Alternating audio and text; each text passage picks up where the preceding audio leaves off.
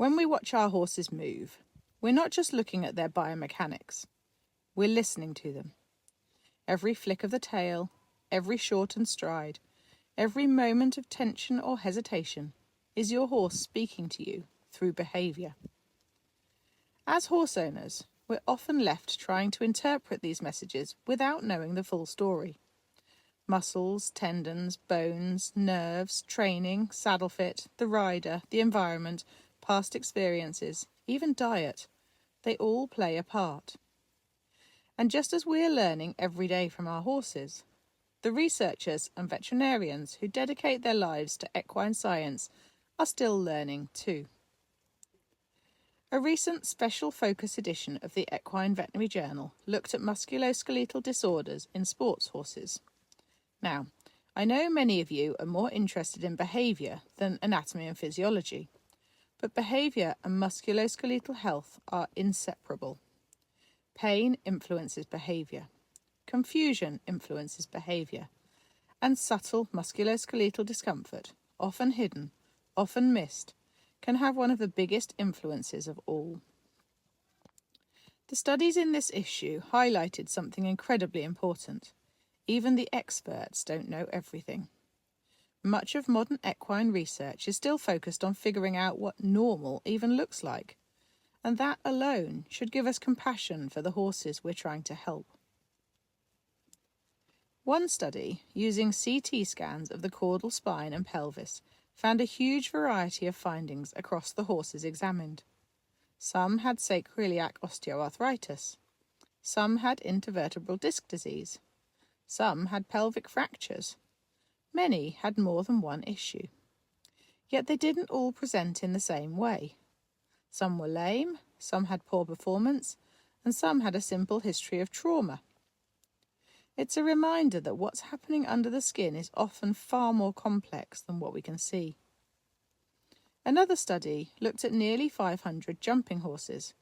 Every single one of them had spinal articular dysfunction somewhere along the spine. Not just a few of them, all of them. On average, almost 12 dysfunctional segments per horse. That doesn't mean each one was painful, but it does show just how much variation there is in the equine body.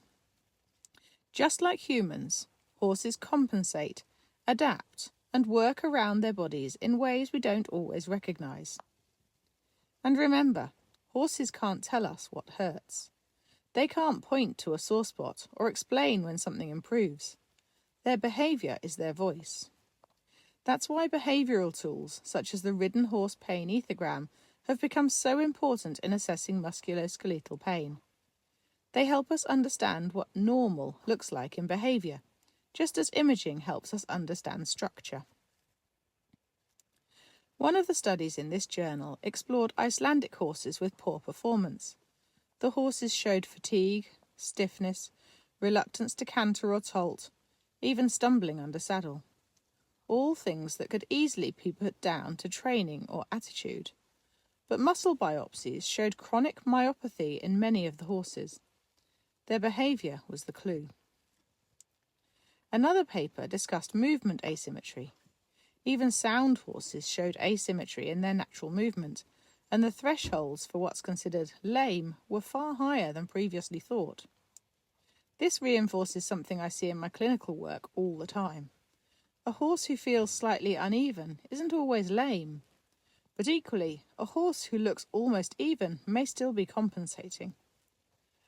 And compensations can create behaviours like rushing, hollowing, resisting transitions, or becoming tense or reactive. When we look at treatments, the message was equally clear. Outcomes aren't always predictable. One study compared stem cell treatments with hyaluronic acid. All groups improved, and surprisingly, the hyaluronic acid group improved more than expected. Another study looked at tenoscopic desmotomy for tendon injuries in warm bloods. 75% returned to work, with better outcomes in certain lesion types, but earlier research in other breeds had found very different results. Different horses, different disciplines, different healing patterns. None of this is simple, and no single professional, not even the researchers, has all the answers. And that's exactly why your horse needs a team.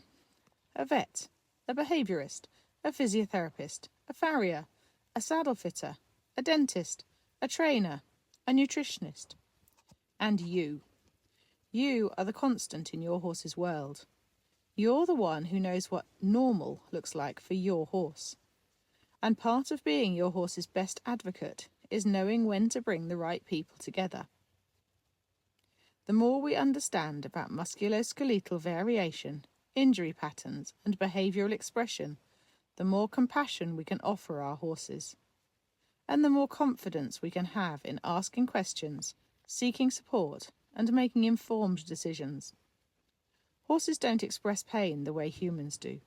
They express it through behaviour, through movement, through subtle changes that can be easy to miss. The research from this journal issue deepens our understanding of what might be happening under the skin, but it also reminds us that there's still so much we do not know. That's not a failing, it's an invitation.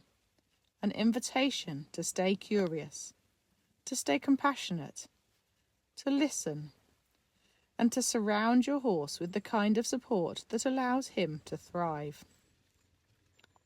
If you'd like to explore this journey more deeply, or you enjoy blending behaviour, science and well-being, you're very welcome to join my newsletter at thehorsephysio.co.uk/newsletter. Thank you for being the kind of owner who listens to your horse.